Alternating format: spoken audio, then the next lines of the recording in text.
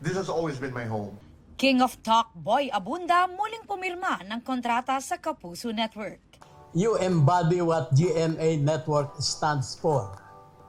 Credibility, integrity, and excellence.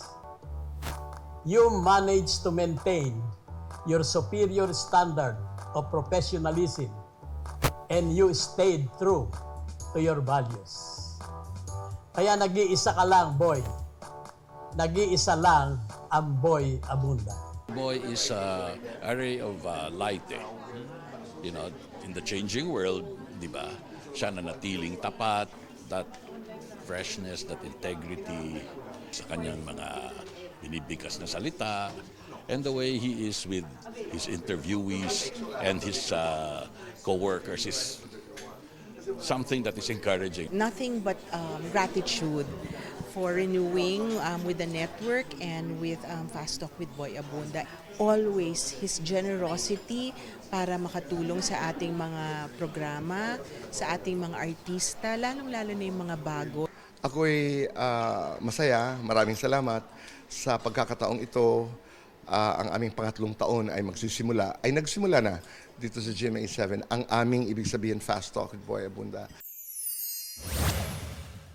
369.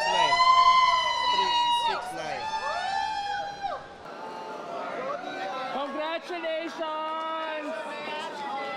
Reyna Hispano-Americana 2025 Diamante, balik Pilipinas na matapos manalo sa Bolivia. It feels amazing. I'm so happy that I brought pride to my country. I am honored to be the Reyna Hispano-Americana for this year. Teacher G ng Filipino at Heart Show, excited nang muling makapagturo ng kultura at kaugaliang talaga namang tatak Pinoy. BTS J-Hope turns 31 today. Bumuhos ang pagbati ng ARMY.